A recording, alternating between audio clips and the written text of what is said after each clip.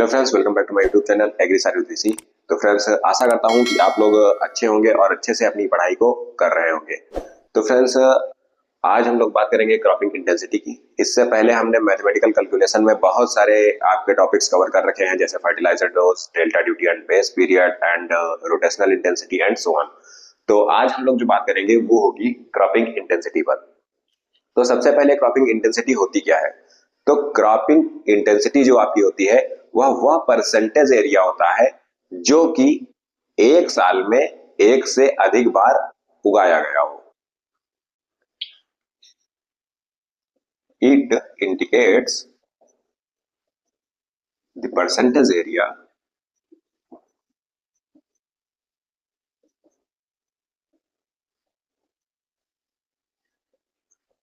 which is sown more than once, एक से अधिक बार, इन अ ईयर। तो इसकी जो डेफिनेशन होती है, it indicates the percentage area, यह उस प्रतिशत क्षेत्रफल को दर्शाता है which is sown more than once, जो कि एक से अधिक बार उगाया गया हो इन अ ईयर, एक साल में। It indicates the percentage area which is sown more than once in a year. अभी बात करें फ्रेंड्स, जो हमारी सीआई यानी कि क्रॉपिंग इंटेंसिटी होती है, इसे निकालने का फॉर्मूला क्या होता है? तो cropping intensity is equal to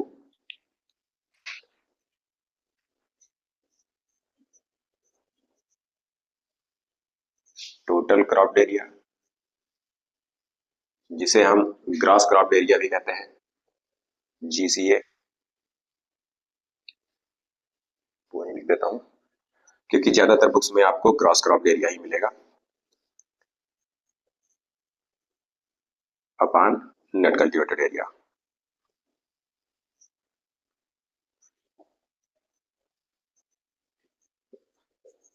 and चूंकि ये परसेंटेज में होती है तो 100 से मल्टीप्लीकेशन तो होना ही होना है। Grass cropped area upon net cultivated area, इसे हम जीसीए भी कहते हैं एंड इसे एनसीए से इंडिकेट किया जाता है, जो कि इसकी शॉर्ट फॉर्म होती है। तो क्रॉपिंग इंटेंसिटी का जो हमारा फॉर्मूला होता है, gross crop area upon net cultivated area into 100। तो ये फ्रेंड्स आप नोट कर लीजिए। इसके बाद इसके कुछ इंपॉर्टेंट रूल्स होते हैं जो कि आपको ध्यान रखने हैं जब भी आप क्वेश्चंस करेंगे, नहीं तो आपके क्वेश्चन गलत हो जाएंगे। तो इसे आप जल्दी से एक बार नोट कर लीजिए।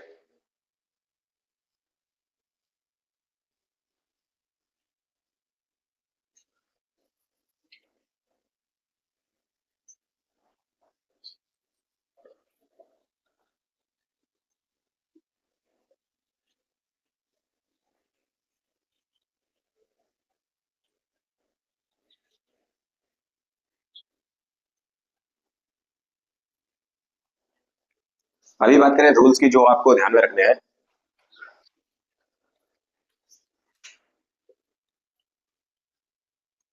तो इसमें बेसिकली आपको जो ध्यान रखने हैं वो 4 ही रूल्स हैं। फर्स्ट जो हमारा होता है, उसमें जब कोई क्रॉप आपके फील्ड पर इंटर क्रॉपिंग में ली जाती है,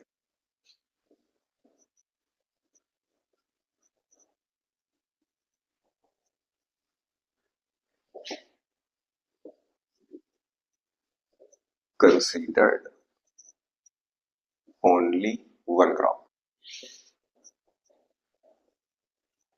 तो अभी अगर आप कोई इंटर क्रॉपिंग ले रहे हैं तो उसमें आपकी जो 2 क्रॉप्स होती है ना, जैसे कि मैं एज एग्जांपल हम ले लेते हैं मेज प्लस ओन। तो ये दोनों अलग अलग ना होके एक क्रॉप के रूप में कंसीडर की जाती हैं। जैसे कि हमने इसे 1 हेक्टेयर पर लगाया है तो 0.5 हेक्टेयर हम इसका मानेंगे एंड 0.5 हेक्टेयर इसका लेंगे। बेसिकली आपका जो क्रॉपिंग इंटेंसिटी होती है, इसमें नंबर ऑफ क्रॉप्स का कोई रोल नहीं होता है, क्योंकि अगर आप एक साथ 2 क्रॉप्स भी लगाते हैं तो उसका जो है एक ही हेक्टेयर लिया जाएगा। मतलब जितना भी एरिया में आपने सोइंग की है, जैसे 5 हेक्टेयर में की है तो वो 5 हेक्टेयर ही लिया जाएगा। उसके बाद फ्रेंड्स बात करें रूल नंबर 2 की। तो रूल नंबर 2 सेम है हमारे रोटेशनल इंटेंसिटी की जगह से, फैलो area is not considered.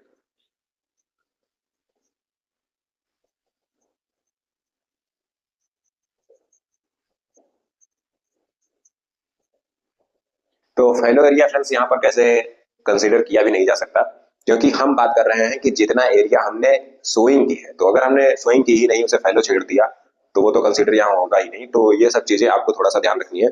Rule number 3 की अगर हम बात करें,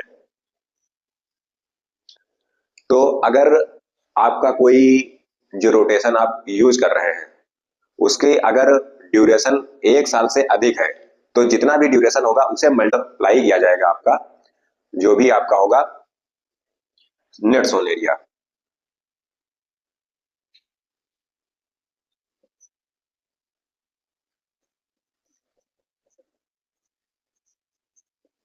the duration of crop rotation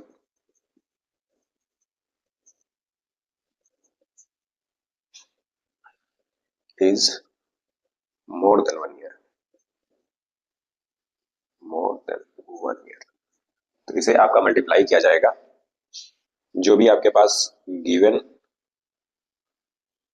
net cultivated area होगा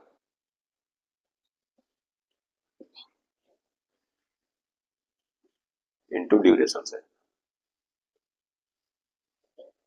एज एग्जांपल आप लेके चलिए, जैसे कि हमने लगाया है पहले राइस, राइस के बाद हमने लगा दिया वीट, वीट के बाद फिर हमने लगा दी रागी। तो ये जो आपका ड्यूरेशन हुआ ये आपका हुआ 2 इयर्स का।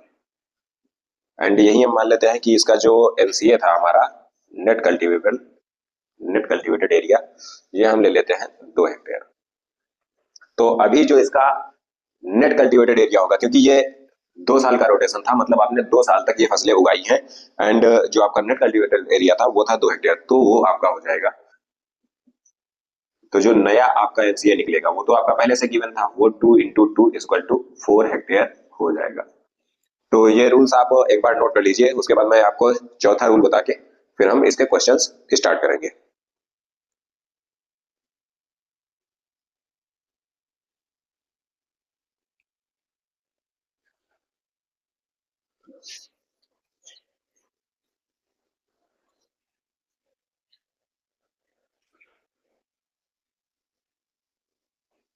सो जो आपका लास्ट एंड चौथा रूल है, उसमें अगर हम कोई लॉन्ग ड्यूरेशन क्रॉप उगाते हैं,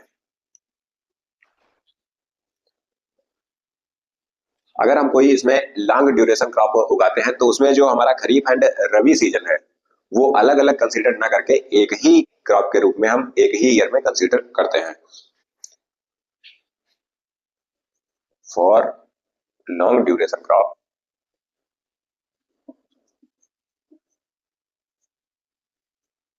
सच एज शुगर केन, जैसे कि शुगर केन हमारा है, तो इसमें जो हमारा रबी एंड खरीफ सीजन होगा उसे केवल एक ही कंसीडर किया जाएगा।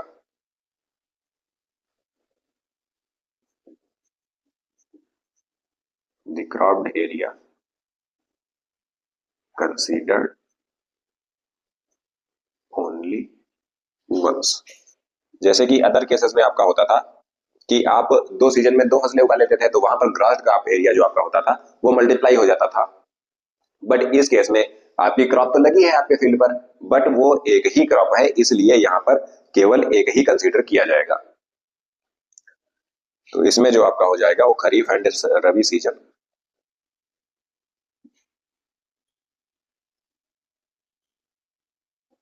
एक सीजन के जैसे ही कंसीडर किया जाएगा। इसके बाद हम आते हैं इसके कुछ क्वेश्चंस पर, तो ये भी आप जल्दी से नोट कर लीजिए एक बार।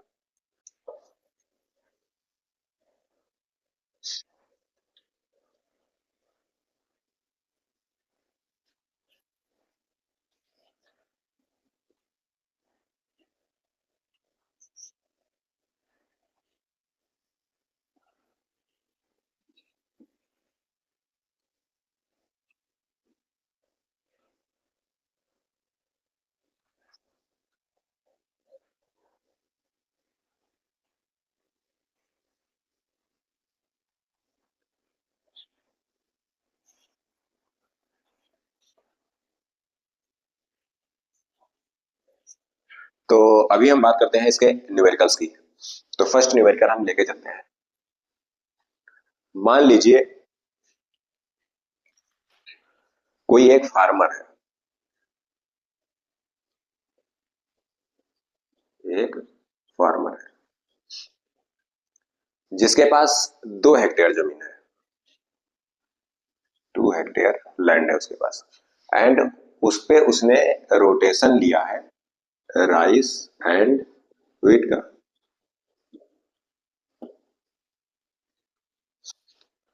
क्वेश्चन मैं आपको बोल दे रहा हूं, आप अच्छे से एक बार नोट कर लीजिए। A farmer follows rice and wheat crop rotation for 2 hectare area. Find the cropping intensity.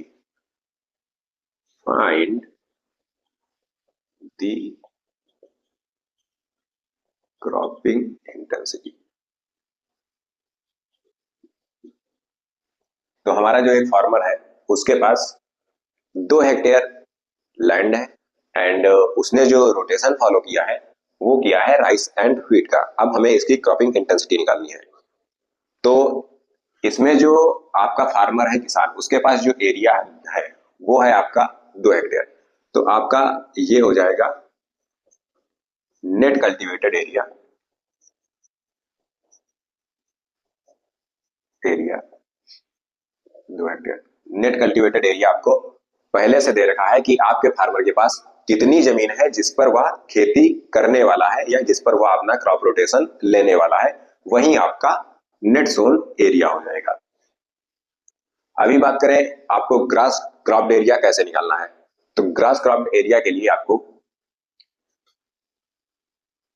Area for rice, सबसे सिंपल तरीका मैं आप लोगों को बता रहा हूं। पहले हम इससे चलेंगे ताकि आपको अच्छे से चीजें समझ में आ जाए। उसके बाद मैं आपको शॉर्ट मेथड, डायरेक्ट मेथड सारे कराऊंगा जिससे आप बहुत ही आसानी से, बहुत ही क्विक रिस्पॉन्स में इनके आंसर्स दे पाएंगे। Area for rice and area for wheat.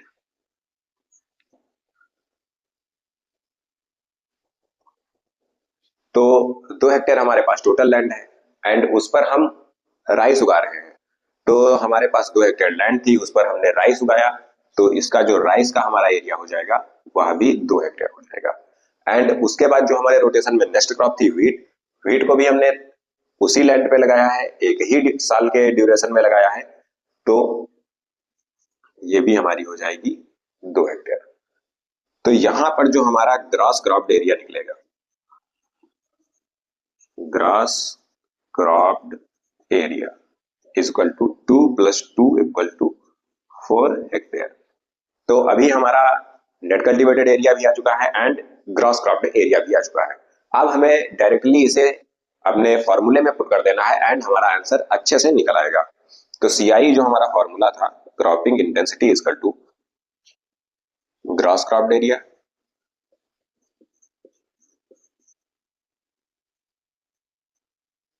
Upon net cultivated area into 100। तो जो हमारा ग्रास क्रॉप्ड एरिया है वह है 4 हेक्टेयर, 4 हेक्टेयर अपॉन जो हमारा नेट कल्टीवेटेड एरिया है वह है 2 हेक्टेयर इंटू 100। 2 × 1 = 2, 2 × 2 = 4, तो आपका आ गया ये 200%। तो जो हमारे किसान के पास 2 हेक्टेयर जमीन थी जिसमें उसने रोटेशन लिया है राइस एंड व्हीट का, उसके लिए जो हमारी क्रॉपिंग इंटेंसिटी निकलेगी यह होगी 200%।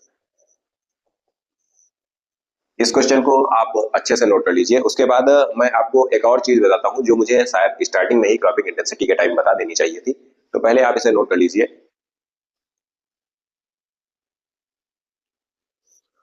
आप लोग वीडियो पॉज करके अच्छे से इन चीजों को नोट कर लिया करिए ताकि लॉन्ग टर्म में आपको ये चीजें याद रहे और जब भी आपको लगे कि मैं भूल रहा हूं आप इसका रिवीजन अच्छे से कर सकें।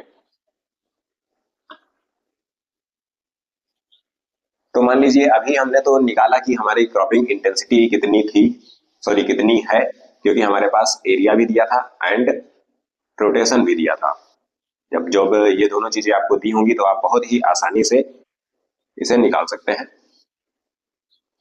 अभी फ्रेंड्स अगर मैं बात करूं कि आपको दिया हुआ मिल जाता है कि किसी लैंड की क्रॉपिंग इंटेंसिटी 140% है, तो इसका मतलब क्या होगा इसका मतलब होगा कि आपका जो एरिया है, मान लीजिए कि 10 हेक्टेयर एरिया की यहाँ पर बात हो रही है, तो इसमें 100% क्रॉपिंग इंटेंसिटी का मतलब हुआ कि 10 हेक्टेयर एरिया जो आपका था वो पूरा एक बार उगाया गया है, एंड जो 40% एरिया आपका है वह आपका दूसरी बार भी उगाया गया है। जो इसकी डेफिनेशन थी, the percentage area that is sown more than once.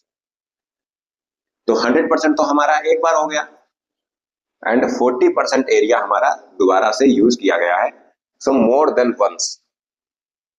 तो इसकी जो आपकी क्रॉपिंग इंटेंसिटी है 140% है। इसका मतलब आपका है जो 14 हेक्टेयर एरिया पर हमारा टोटल कल्टीवेशन लिया गया है, यानी कि आपका जो क्रॉस क्रॉप्ड एरिया होगा वह 14 हेक्टेयर होगा, क्योंकि सबसे पहले आपको 10 हेक्टेयर का अगर आप 140% निकालेंगे तो ये आपका 14 हेक्टेयर आएगा, सॉरी 14 आएगा, हेक्टेयर की यहाँ पर बात नहीं हो रही है।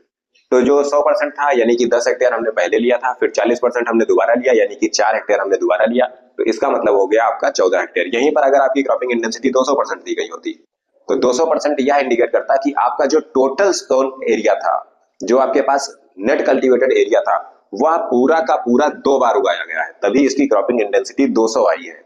तो उसका जो मतलब आपका हो जाएगा कि आपका ग्रॉस क्रॉप्ड एरिया 20 हेक्टेयर हो जाएगा।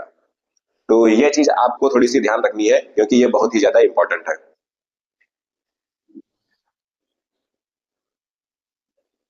अभी फ्रेंड्स इसमें न्यूमेरिकल्स तो बहुत सारे हैं, इसी वजह से मैं इसे 2 लेक्चर में कंप्लीट करूंगा।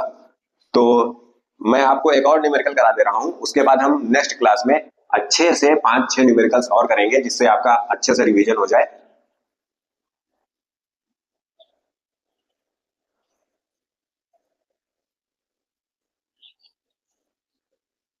तो एक थोड़ा सा बड़ा न्यूमेरिकल मैं लूंगा इस क्लास में, ताकि अगली क्लास में छोटे छोटे न्यूमेरिकल्स रहें तो क्लास लंबी ना हो। तो इसी वजह से मैं क्वेश्चन पहले नोट कर लेता हूं, उसके बाद आता हूं वीडियो में। तो ये है फ्रेंड्स हमारा क्वेश्चन। क्वेश्चन बहुत देखने में बड़ा लग रहा होगा, बट इसमें कुछ नहीं है, बहुत ही आसान सा क्वेश्चन है। हालांकि इसमें हमारे काफी सारे कॉन्सेप्ट क्लियर हो जा रहे हैं, जैसे कि ये तो मैंने आपको अभी बता दिया था, एंड इजी के बेस का ये रोटेशन है, इसमें कोई है ही नहीं। एंड यहाँ पर आपका जो एक आ रहा है फैलो वाला, जो फैलो का रूल मैंने बताया था वो आपका यहाँ पर कवर हो रहा है, एंड यहाँ पर आपका इंटर क्रॉपिंग भी कवर हो रहा है। तो 3 रूल्स तो आपके इसी में कवर हो गए, केवल एक बचा है जो मेनली मुझे नेक्स्ट वीडियो में बताना है। बट इन सबके भी मैं सिंगल सिंगल क्वेश्चंस आपको करवा दूंगा, जिससे आपको वहां पर थोड़ा सा बेटर आइडिया मिल जाए। तो जो हमारा क्वेश्चन था, in an area of 8 hectare, जो हमारे पास 8 hectare NCA net cultivable area, जो नेट कल्टीवेटेड एरिया हमारा है वह है 8 hectare. Different crop rotations are practised. तो यहाँ पर आप देख सकते हैं कि ये कई सारे क्रॉप रोटेशंस जो है हमारे वो लिए गए हैं। तो different crop rotations are practised, these crop rotations and their areas are given below. तो ये आपके जो क्रॉप रोटेशंस थे, ये आपके यहाँ पर क्रॉप रोटेशंस रहे, एंड जो जितने एरिया में ये यूज किए गए हैं वो आपके पास ये एरिया रहा। एरिया आप कैलकुलेट कर सकते हैं, 1+2 3, 3+1.5 4.5, 7.5, सॉरी 6.5, 7 एंड 8। तो ये आपका जो आपका नेट कल्टीवेटेड एरिया था वो आपका 8 हेक्टेयर यहाँ पर दिया गया है कि कितने एरिया में ये आपके क्रॉप रोटेशंस लिए गए हैं। तो अभी हमको निकालना है ग्रॉस क्रॉप एरिया।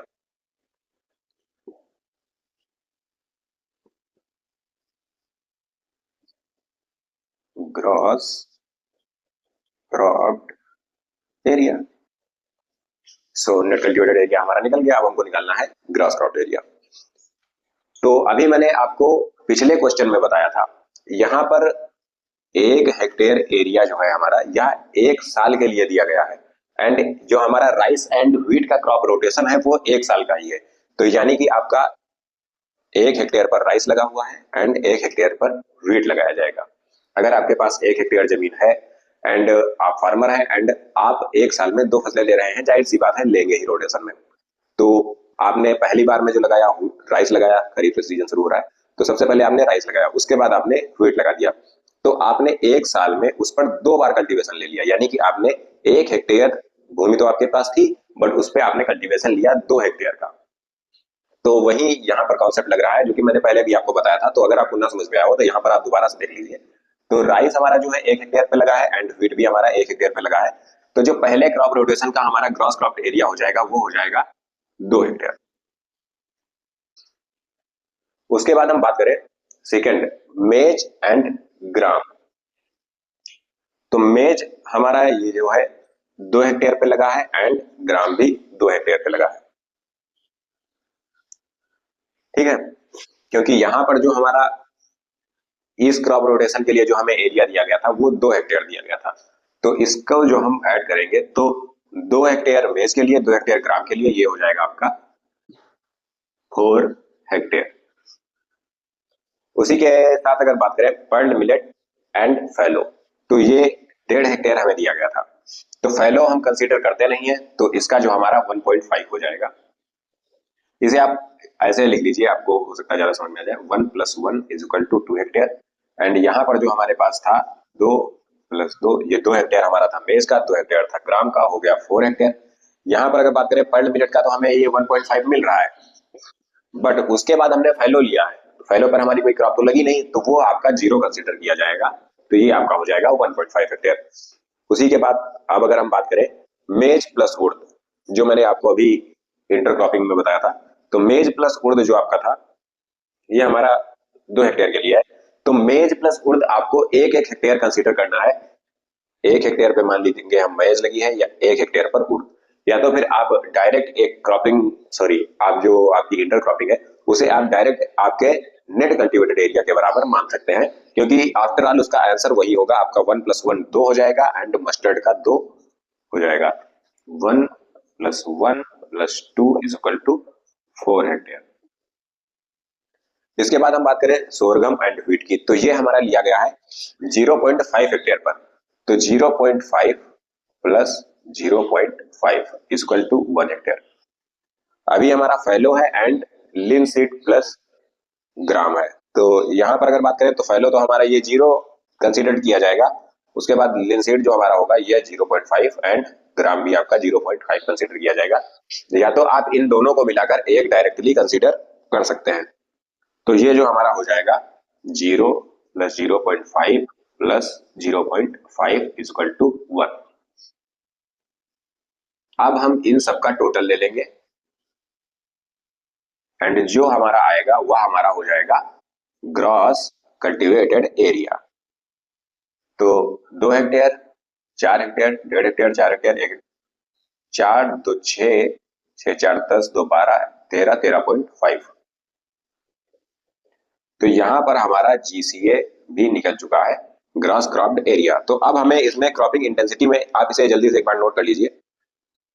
तो अब हमें इसमें क्रॉपिंग इंटेंसिटी निकालने के लिए कुछ नहीं करना है, डायरेक्ट फॉर्मूले में रख देना है GCA/NCA × 100। GCA हमारा है 13.5, NCA 8 है, × 100, तो आपका इसका आंसर आ जाएगा 168.75%, 13.5/8। तो इसे आप जल्दी से एक बार नोट कर लीजिए।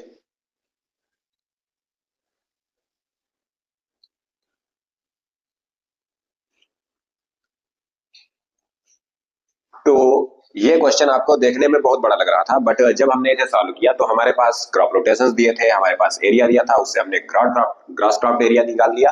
नेट कल्टीवेटेड हमारे पास एरिया ये पहले से दिया था 8 हेक्टेयर एंड हमारा जो क्रॉपिंग इंटेंसिटी आ गई 168.75% आ गई। तो फ्रेंड्स, उम्मीद करता हूं कि आप लोगों को अच्छे से समझ में आ गया होगा।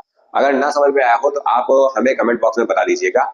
नेक्स्ट वीडियो जो मैं इसके न्यूमेरिकल्स पे लाऊंगा उसमें मैं इसे और अच्छे से और डिटेल में आपको समझा दूंगा, शॉर्ट मेथड भी आपको अच्छे से बता दूंगा। तो इसी के साथ मिलते हैं नेक्स्ट वीडियो में। धन्यवाद।